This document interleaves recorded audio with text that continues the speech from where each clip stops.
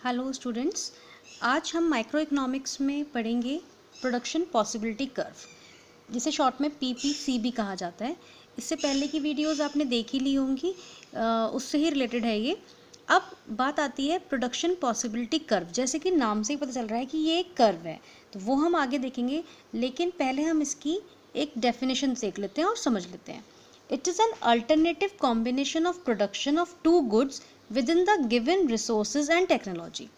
अब ये डेफिनेशन क्या कहती है? हमने शुरू से ही पढ़ा है कि हमारे पास जो रिसोर्सेज हैं, जो पैसा है वो कम है और हमारी वांट्स तो ज़्यादा हैं, ये हमें पता ही है। तो इसमें क्या है कि हमारे रिसोर्सेज भी लिमिटेड है और हमारी टेक्नोलॉजी भी लिमिटेड है। मतलब हमारे को कुछ भी प्रोडक्शन करना है, कोई गुड्स बनाने हैं, तो उसके लिए हमारे पास पैसा भी हमेशा से लिमिटेड है और टेक्नोलॉजी भी लिमिटेड है।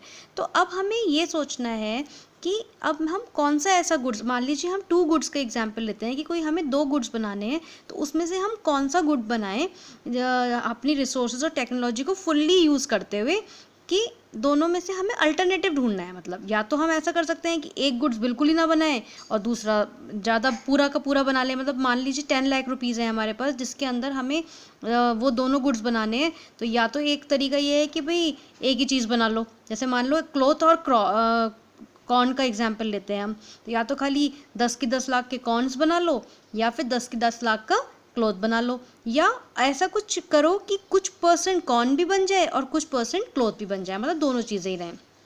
अब अगर आपको कहीं घूमने जाना हो या कहीं पार्टी में जाना हो, तो आपके पास ऑप्शंस होते हैं ना कि भाई आप क्या चीज़ करो, आप अपना पैसा जो है वो किस चीज़ में ज़्यादा खर्च करो, शॉपिंग पे करो या कहीं घूमने जाने पे करो। तो फिर आप अल्टरनेटिव लेते हो कि ठीक है, मेरे पास इतने बजट में ही मुझे जाना है, तो मैं इतने के कपड़े खरीद लेता हूँ और इतने जो बचे पैसे उनसे मैं घूमने चला जाता हूँ। तो ऐसे ही इसके अंदर भी है हमारा, ठीक। तो इसके अंदर पहले, और इस प्रोडक्शन पॉसिबिलिटी कर्व को, इसके 2 नेम्स और हैं, प्रोडक्शन पॉसिबिलिटी फ्रंटायर और ट्रांसफॉर्मेशन कर्व। ये दोनों नाम भी इसी के हैं। अगर क्वेश्चन प्रोडक्शन पॉसिबिलिटी फ्रंटायर करके आए तब भी आपको यही बनाना है, और ट्रांसफॉर्मेशन कर्व आए तो भी आपको पीपीसी ही बनाना है, ठीक। अब हम इसके एजम्पशंस ले लेते हैं। एजम्पशंस माने हम ये चीज़ एज्यूम कर लेते हैं। क्या एज्यूम कर लेते हैं? अपनी डेफिनेशन में से ये आ जाएगा, जैसे कि रिसोर्सेज आर गिवन, कि हमें जो कर्व बनाना है उसकी रिसोर्सेज हमें गिवन होंगी और टेक्नोलॉजी मस्ट रिमेन कांस्टेंट, और जो टेक्नोलॉजी है वो कांस्टेंट रहेगी। भाई जो हमारी टेक्नोलॉजी है वो तो हमारे पास उतनी की उतनी ही होगी ना।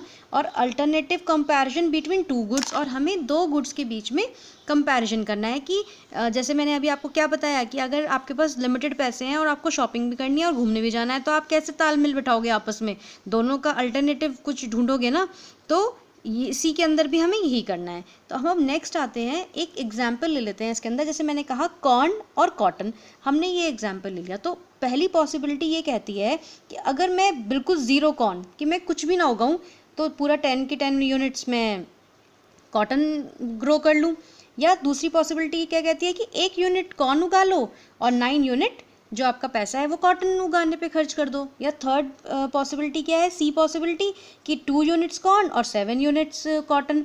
डी अपॉर्चुनिटी क्या है कि 3 तो कॉटन और 4 आपका 3 कॉर्न और 4 कॉटन, या फिर 4 कॉर्न और कुछ भी नहीं, कॉटन कुछ भी नहीं, ठीक है। तो इसको हम अपना ग्राफ हम यहाँ पे बना सकते हैं कि ये ग्राफ को आपको सबको ही पता है, ये हमने कॉर्न मान लिया और ये हमने कॉटन का वो मान लिया। तो देखिए अगर हम पहली लें तो कॉटन, तो इसके अंदर कॉर्न तो बिल्कुल ज़ीरो है, लेकिन कॉटन हम पूरा 10 यूनिट्स तक उगा रहे हैं। इस तरह से ये पूरा जो हमारा कर्व आप बनाएंगे, और देखिए लास्ट वाले ई पर क्या है कि इसके अंदर कॉटन बिल्कुल ज़ीरो है और कॉर्न का ही फुल प्रोडक्शन कॉर्न का ही है। तो ये हमने इसका कर्व बना लिया। तो इसको क्या बोलते हैं हम, PPC, production possibility curve. Clear? आप एक बार दोबारा देखते हैं हम लोग। प्रोडक्शन पॉसिबिलिटी कर्व क्या होता है?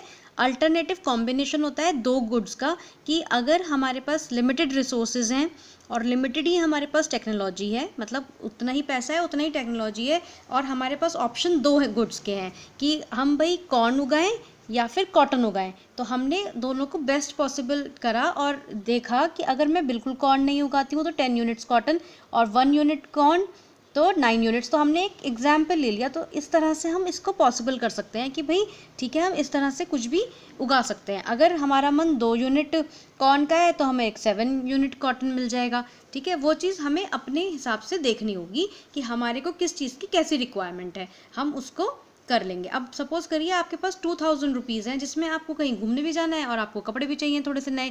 तो आपने क्या करा कि ठीक है, मैं 500 का तो कपड़े खरीद लेता हूँ, बाकी 1500 रुपीज़ मैं घूमने पे स्पेंड कर देता हूँ अपने, है ना। इस तरह से आप देख सकते हैं, या आप ऐसा भी कर सकते हैं कि 1000 रुपीज़ कपड़े खरीद लेता हूँ, 1000 रुपीज़ कहीं घूमने चला जाता हूँ। तो ये क्या आप अल्टरनेटिव ढूंढ रहे हैं ना दोनों चीज़ों का, क्योंकि करनी तो दोनों ही है।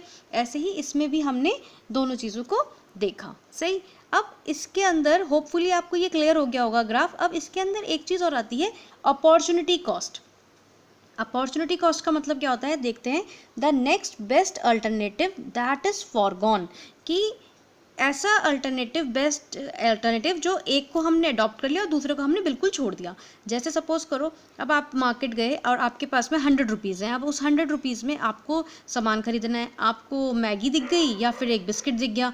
तो अब या तो आप ऐसा कर सकते हो कि आप पूरे 100 के 100 रुपीज़ की मैगी खरीद सकते हो और बिस्किट बिल्कुल ना खरीदो। तो क्या हुआ कि आपने बिस्किट को छोड़ दिया मैगी के आगे। फॉरगॉन मीन्स छोड़ देना, ठीक। या आपने सबका बिस्किट खरीद लिया और मैगी बिल्कुल छोड़ दी, या फिर आपने 40 रुपीज़ की मैगी खरीद ली और बाकी का आपने बिस्किट खरीद लिया। इस तरह से भी आप कर सकते हैं। तो ये क्या होती है, आपकी अपॉर्चुनिटी कॉस्ट कहलाती है, also known as alternative cost. अब हमें इसे ग्राफ के जरिए देखते हैं। वो कर्व तो आपको पहले समझ में आ ही गया जो मैंने आपको ये एक्सप्लेन करा है। अब नेक्स्ट कर्व क्या है, मान लीजिए कि हम इतनी सी यूनिट पर हैं, हम इतना तो उगा रहे हैं कॉटन और कॉर्न कम उगा रहे हैं। मतलब सी यूनिट पर अगर हमें, तो कॉटन का ज़्यादा है और कॉर्न हम कम वो कर रहे हैं। लेकिन मुझे अब अपना अल्टरनेटिव बढ़ाना था, तो मैंने क्या करा, कॉटन का कंजम्पशन थोड़ा कम कर दिया, है ना, यहाँ पर आ गया, और कॉर्न का थोड़ा सा बढ़ा दिया।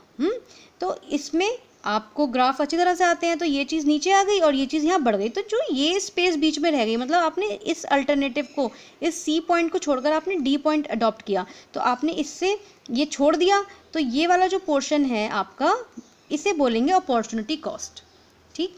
इस पोर्शन को आप अपॉर्चुनिटी कॉस्ट बोल सकते हैं। यहाँ पे आप इसको लिख भी सकते हैं कि this area is opportunity cost. Hopefully आपको ये क्लियर हुआ होगा। आप इसको पढ़ें और इसको कॉपी में नोट करें। ये बहुत ही इजी है, बस एक समझने की बात है इसको कि आप इसको कैसे करेंगे, कैसे नहीं करेंगे। आप एग्जाम्पल के थ्रू इसको कर सकते हैं और अपनी कॉपी में नोट कर सकते हैं। Thank you.